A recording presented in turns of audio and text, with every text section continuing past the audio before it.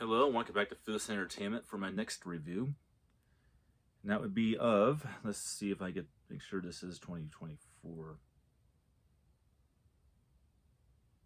No, it's like it's 2023 as well. All right. Then that is obviously going to be for 2023's Night Swim. This is a regular Blu-ray because there is no 4K of this. And that's usually the case when it comes to Blumhouse films. If I do a Blumhouse review and you just see a blue case like this, that means that Blumhouse did not release a 4K of their film. Well, Night Swim from 2023. Well, I'm not going to be like most of the horror film reviewers on YouTube with this film. I'm not going to completely tear it apart and say that the film absolutely sucks, because I didn't get that experience with this film. There are some things about this film I like and some things I don't. I will get into that. But first, let's read the plot synopsis. The producers of Megan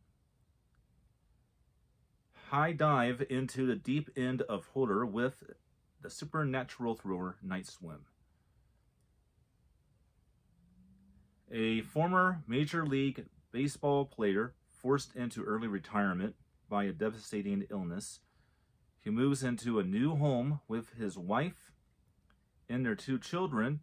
The new home comes complete with a backyard swimming pool, but a deep secret surfaces and unleashes a malevolent force that will drag the family into the depths of terror.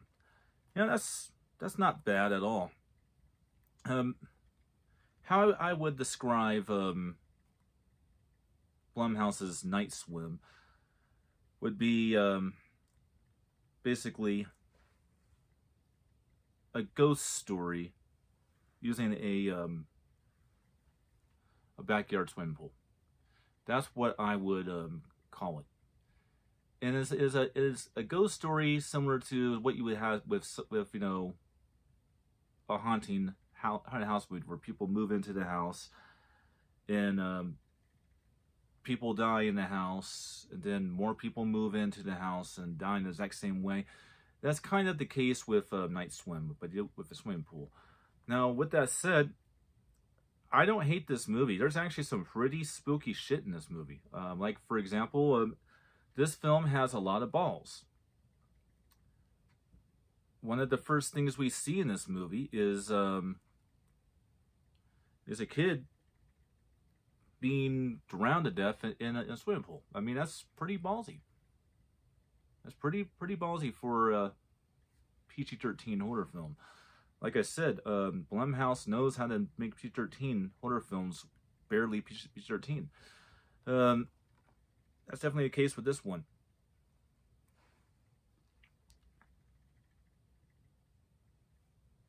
And what is really creepy about this one is how this malevolent supernatural force that basically is responsible for killing people in the swimming pool, taking them to some supernatural beyond, is it basically somehow possesses the father or the mother of the family into sacrificing one of their children. Supposedly it goes to like some sort of ritual of some kind. I forget which religion it goes to, but it's some weird thing. And I just thought the story of this movie was really good. I thought that it did have some creepy stuff that crawled under your skin. And it kind of reminded me of the Annabelle horror, actually. The real story of it, as well as the movies. It kind of reminded me a little bit of that. So there's like a little bit of a homage to certain horror film classics, like for example, I would say that The Haunting of Julia takes references from now, also known as Full Circle. It takes references from obviously what I already mentioned. It takes references from the Amityville Horror. And yeah, it does a pretty good job. And who would have ever thought we needed a film that goes into that supernatural, you know, paranormal world of haunting with a swimming pool? Well, I don't think we need it, to be perfectly honest. There's a lot of good things about it, but let's talk about the bad and the ugly in this movie. Well, let's go with the ugly first. The ugly that I have in this is there is some more, and before I say this, I already know that every time I say this, people have a problem with it. But I'll make it very clear. It does not make me hate the movie. It does not. I just think the people that watch this channel would be interested in, whether or not there are sequences in the film that belong in the film. There is not many, but some. There are some, and I said this is the ugly, not the bad. There are some scenes in this film that really don't need to be in the film. They kind of drag it a little. With that said, it doesn't drag it a lot. It's not like some other films that I've reviewed on this channel this month, to where it really does eat up time on the time run of the film. This doesn't do that, but nevertheless, it doesn't have to be there. Some of the scenes in the film, and the film would have been better off without them. That's the ugly. Now here's the bad. Much like Five Nights at Freddy's, to me, Night Swim would be a better horror film if it was rated R and went further than it goes. But like I said, this is not a film made for children. Not at all. There is some pretty diabolical stuff and pretty freaky stuff. Like, for example, at the very beginning of the movie, you have a little kid being pulled into a swimming pool and killed. I mean, that's pretty ballsy. Definitely not meant for children. All right, the bad is pretty much just that. Now let's talk about the quality. This has a 7.1 DTS HD MA sound presentation. I did not have the new screen when I watched this, but it didn't need it because it's just a regular Blu-ray.